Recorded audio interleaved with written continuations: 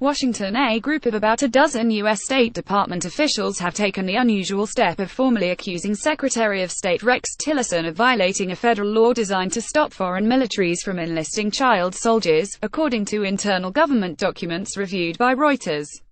A confidential State Department dissent memo not previously reported said Tillerson breached the Child Soldiers Prevention Act when he decided in June to exclude Iraq, Myanmar, and Afghanistan from a U.S. list of offenders in the use of child soldiers.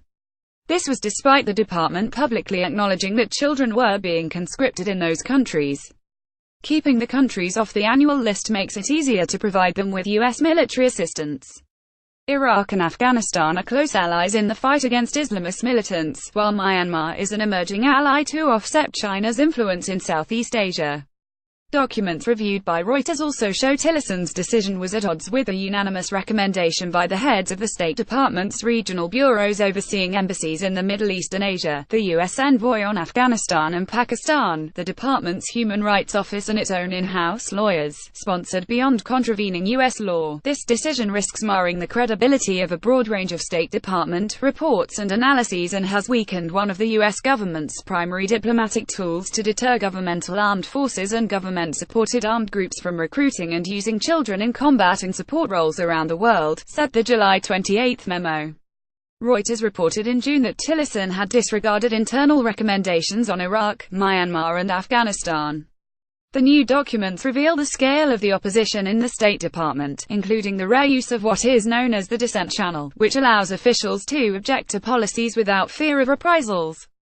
The views expressed by the U.S. officials illustrate ongoing tensions between career diplomats and the former chief of ExxonMobil Corp. Appointed by President Donald Trump to pursue an America First approach to diplomacy.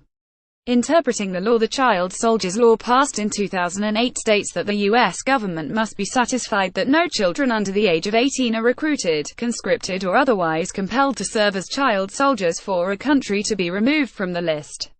It currently includes the Democratic Republic of Congo, Nigeria, Somalia, South Sudan, Mali, Sudan, Syria and Yemen. The secretary thoroughly reviewed all of the information presented to him and made a determination about whether the facts presented justified a listing pursuant to the law, a State Department spokesperson said when asked about the official's allegation that he had violated the law. In a written response to the dissent memo on September 1, Tillerson advisor Brian Hook acknowledged that the three countries did use child soldiers. He said, however, it was necessary to distinguish between governments making little or no effort to correct their child soldier violations, and those which are making sincere if as yet incomplete efforts. Hook made clear that America's top diplomat used what he sees as his discretion to interpret the law. A powerful message: foreign militaries on the list are prohibited from receiving aid, training and weapons from Washington unless the White House issues a waiver based on U.S. national interest. In 2016, under the Obama administration, both Iraq and Myanmar, as well as others such as Nigeria and Somalia, received waivers. At times, the human rights community chided President Barack Obama for being too willing to issue waivers and exemptions, especially for governments that had security ties with Washington, instead of sanctioning more of those countries. Human Rights Watch frequently criticized President Barack Obama for giving too many countries waivers, but the law has made a real difference. Joe Becker, advocacy director for the Children's Rights Division of Human Rights Watch, wrote in June in a critique of Tillerson's decision. The dissenting U.S. officials stressed that Tillerson's decision to exclude Iraq, Afghanistan and Myanmar went a step further than the Obama administration's waiver policy by contravening the law and effectively easing pressure on the countries to eradicate the use of child soldiers. The officials acknowledged in the documents reviewed by Reuters that those three countries had made progress. But in the reading of the law, they said that was not enough to be kept off a list that has been used to shame governments into completely eradicating the use of child soldiers. Unconscionable actions. Ben Cardin, ranking Democrat on the U.S. Senate Foreign Relations Committee, wrote to Tillerson on Friday saying there were serious concerns that the State Department may not be complying with the law and that the Secretary's decision sent a powerful message to these countries that they were receiving a pass on their unconscionable actions.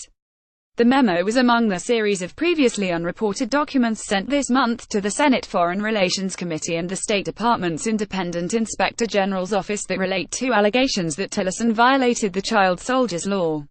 Legal scholars say that because of the executive branch's latitude in foreign policy, there is little legal recourse to counter Tillerson's decision.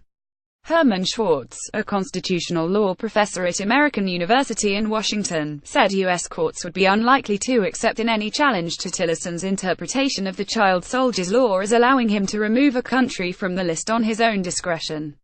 The signatories to the document were largely senior policy experts with years of involvement in the issues, said an official familiar with the matter.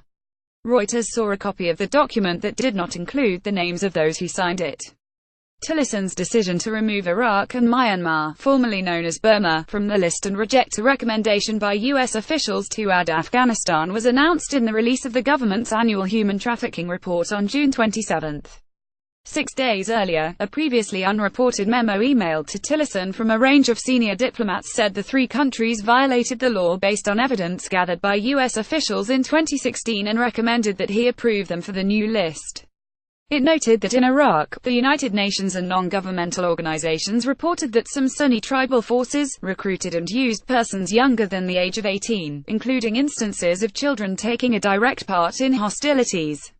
Ali Karim, who heads Iraq's High Committee for Human Rights, denied the country's military or state-backed militias used child soldiers.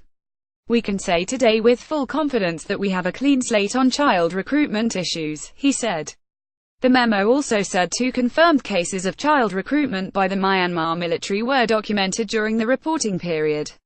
Human rights advocates have estimated that dozens of children are still conscripted there. Myanmar government spokesman Zor Htai challenged accusers to provide details of where and how child soldiers are being used. He noted that in the latest State Department report on human trafficking, they already recognized Myanmar for reducing of child soldiers, though the report also made clear some children were still conscripted. The memo said further there was credible evidence that a government-supported militia in Afghanistan recruited and used a child, meeting the minimum threshold of a single confirmed case that the State Department had previously used as the legal basis for putting a country on the list. The Afghan Defense and Interior Ministries both denied there were any child soldiers in Afghan National Security Forces, an assertion that contradicts the State Department's reports and human rights activists.